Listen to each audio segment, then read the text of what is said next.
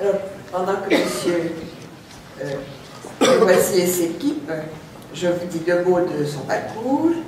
M. Courvoisier est docteur en économie politique et il enseigne, enfin sa compétence, c'est l'économie territoriale et l'économie institutionnaliste.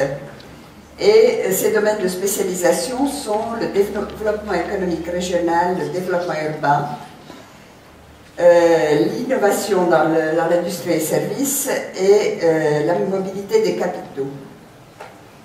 Et puis, évidemment, l'économie de la Suisse et de ses régions. Il appartient au groupe de recherche européen sur les milieux innovateurs, au réseau économie de proximité, à l'European Regional Science Association, pour n'en citer que les principaux. Monsieur Courvoisier, merci, je vous donne la parole. Voilà, merci Madame Cohen. Alors peut-être juste deux remarques préliminaires. Vous l'aurez compris, je ne suis ni architecte ni urbaniste, donc vous le verrez d'ailleurs tout de suite. Je vais tenir un discours assez différent des deux personnes qui ont fait des présentations avant moi. Vous le remarquerez d'ailleurs très bien à la qualité de ma présentation, mes diapositives sont beaucoup moins belles que les leurs. Deuxième élément, mon allemand est bien moins bon que le français de Madame Lévy, mais heureusement pour vous, je vais m'en tenir à une présentation en français. Voilà. Alors, donc, la présentation que j'aimerais vous faire aujourd'hui, c'est un peu le résultat d'une frustration. Parce que mes collègues et moi, qui sont géographes, sociologues ou économistes, eh bien, on a réalisé plusieurs études au cours de ces dernières années, plusieurs recherches, dans le domaine de la production du construit et de la ville. Et on a été un peu frustrés parce que finalement, on n'a jamais trouvé vraiment une contribution, une recherche, un modèle, si vous voulez, qui nous expliquait quels étaient finalement les systèmes socio-économiques qui produisaient ce construit. Alors, on est parti un petit peu de l'idée suivante. Notre question, c'était, après nous être confrontés à différents terrains, qu'est-ce qu'il y avait de commun ou de différent entre, par exemple, le paysage urbain, enfin, le paysage construit, qu'on peut observer à la vallée de Joux, on a vu cette étude de cas là, les immeubles locatifs qui se sont développés dans la ville de La Chaux-de-Fonds, et puis, par exemple, le complexe de Seal City qui a été construit à Zurich au cours de ces dernières années. Alors donc, c'est un petit peu notre objectif, essayer de faire un petit peu le tri là-dedans, identifier des systèmes différents, et parvenir à faire un peu du sens avec ça. Pour réaliser ce travail, on est parti de concepts qui ont été développés par un historien de l'économie que vous connaissez peut-être, qui s'appelle Fernand Braudel, qui a écrit une grande fresque en 1985, qui est sortie en 1985, qui s'appelait « Civilisation matérielle, marché et capitalisme », et dans laquelle il retraçait finalement l'ensemble de la vie économique entre le XVe siècle, le XIVe siècle même, et nos jours, ou disons le XIXe siècle. Enfin, vous voyez une grande fresque, et à la suite de cette étude, Fernand Braudel a développé une vision des activités économiques en 3 étages, ce qu'il a appelé 3 étages. Le premier de ces étages, c'est ce qu'il appelait l'autoproduction et l'autoconsommation, et c'est évidemment l'essentiel des activités économiques qui relevait de cet étage pendant une très longue partie de l'histoire.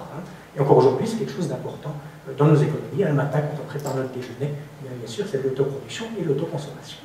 Le deuxième étage, c'est ce qu'il appelait l'économie de marché. Une économie qui s'est développée avec les villes, en particulier avec une économie d'échange, d'achat, de vente, l'émergence d'acteurs spécialisés. Et puis le troisième étage, c'est ce qu'il a appelé le capitalisme. Alors un étage beaucoup plus organisé. On a des gros acteurs qui vont se projeter au loin, qui vont constituer des réseaux à longue distance, et quelque chose qui va lui opposer à l'économie de marché. Alors, ce n'est pas du tout le capitalisme au sens de Marx, par exemple. Il y a des parentés, mais c'est aussi une vision tout à fait différente. Et on s'est inspiré de cela pour finalement appliquer ces concepts au domaine de la production du bâti. Alors, passons du premier étage. On a été frappé, par exemple, dans le cas de la vallée de Joux, de constater que là-bas, on avait ce qu'on a appelé de l'autopromotion. L'autopromotion, ça veut dire quoi? Ce sont des particuliers qui sortent du secteur locatif et puis qui se disent je vais les construire, et qui se mettent à chercher un terrain, ou peut-être qui héritent d'un terrain, et puis qui vont avoir largement recours ils vont contribuer eux-mêmes à un certain nombre de prestations, que ce soit même des fois dans la conception, ils vont mettre la main à la pâte, ils vont mobiliser leurs connaissances, leur famille, etc., etc. Donc on a quelque part une superposition, en tout cas partielle, entre les producteurs et les consommateurs. Du point de vue du financement, c'est un capital souvent restreint. On va chercher à minimiser les sorties monétaires. On va bien sûr recourir à un certain financement de proximité. Les parents vont peut-être avancer un peu d'argent, etc. Et puis on a bien sûr le deuxième pilier en Suisse. Ce qui est très important de bien comprendre, c'est qu'on a toute cette démarche va se baser sur la valeur d'usage. Ça veut dire quoi la valeur d'usage? Ça veut dire que ces personnes, si elles construisent leur maison, qu'elles réhabilitent une maison ancienne, ben, elles vont le faire pour que ça leur plaise. Alors évidemment que ça leur plaise du point de vue de la fonctionnalité, mais aussi d'un point de vue plus symbolique. Par exemple, s'ils ont envie de mettre une tourelle, ou bien s'ils ont envie de mettre un corbellement, ben, ils le feront. Hein. Et le dernier élément, encore un élément important, c'est l'idée qu'on se met à l'écart du marché. On veut un chez-soi, hein, quelque chose qui quelque part échappe aux fluctuations économiques, par exemple. Hein. Alors typiquement, on va souvent rentrer dans des démarches de remboursement de dettes. Passons maintenant au deuxième étage. Hein. Alors on va à la Chaux-de-Fonds ou à Neuchâtel, par exemple. Nous avons eu l'occasion de faire différentes études de cas. Et là, on voit des acteurs tout à fait différents. Premièrement, on voit des promoteurs par métier, des intermédiaires par métier spécialisés, qui ont leur propre réseau de sous-traitance, tous professionnels, bien sûr. Hein. Donc, vous voyez apparaître donc, des offreurs spécialisés qui vont répondre à une demande spécialisée. Et au milieu, un marché. On est à l'étage du marché. Ce qui va être mobilisé du point de vue du financement, c'est bien sûr du capital propre, un recours intense au crédit bancaire, et ce qui va être considérablement différent par rapport à l'étage précédent, c'est que cette fois-ci, on va produire de la valeur d'usage. On produit pour le marché, pour l'échange. On produit des gains qui sont destinés à avoir une valeur importante sur le marché, donc on va se référer à des standards de marché, par exemple. Hein. Donc on va voir que ces dernières années, c'était bien sûr beaucoup de la PPE, hein, ou alors des petits investisseurs, ou quelquefois des investisseurs un peu plus conséquents. On développe des immeubles, je ne sais pas, d'une vingtaine d'appartements, pour donner un ordre de grandeur. Enfin, passons au troisième étage. On a eu l'occasion de décrypter quelques grands projets à Zurich, l'exemple de Seal City par exemple. Ce qu'on va trouver là, c'est des acteurs alors tout à fait différents. Ce sont des très grandes entreprises générales. Ce sera HRS, Mplenia, etc. Des investisseurs institutionnels, quelquefois de gros investisseurs institutionnels. Quelquefois, on verra l'apparition des marchés financiers. Ce qui est très important sont les capitaux propres, qui sont considérables, souvent. On va aussi avoir recours au crédit. On n'est plus du tout dans une démarche de valeur d'usage. C'est plus du tout l'utilisateur qui va évaluer, qui va orienter la production de ce construit.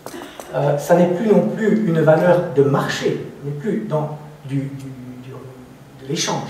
On est véritablement, ce qu'il y a au départ de tout le processus, c'est le fait qu'il y a des détenteurs de gros capitaux qui cherchent à les investir. C'est ça la logique.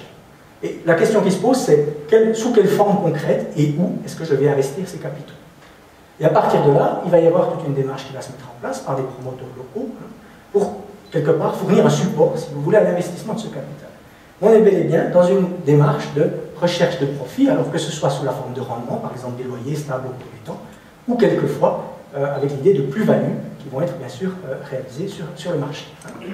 Alors on va avoir des grands ensembles résidentiels, des grands projets multifonctionnels, certaines infrastructures, c'est toujours du gros.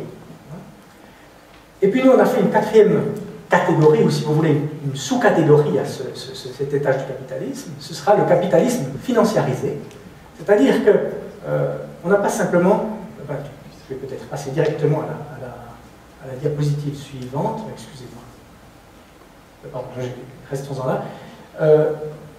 On n'a pas seulement des investisseurs qui vont investir dans la pierre, dans des gros ensembles, par exemple, mais on a également des gens qui vont simplement investir en achetant des titres sur les marchés financiers. Et ceci, bien sûr, va changer la logique du système. Alors, je reprends ici un petit schéma qui est censé vous montrer quelle est la différence entre ces deux circuits de ce troisième étage, de ce capitalisme. On a, si vous voulez, si on prend ici les caisses de pension en Suisse, investisseurs classiques dans ces grands ensembles, eh bien, il y a par exemple le circuit qu'on a appelé direct et non titrisé, c'est-à-dire que ces caisses de pension vont détenir en direct un certain nombre d'immeubles, d'ensembles, etc., etc. Ou vont les confier en gérance. Mais enfin, en gros, il y a une propriété directe qui représentait par exemple en 2010, par exemple, d'après le rapport de l'OFS sur les caisses de pension, 50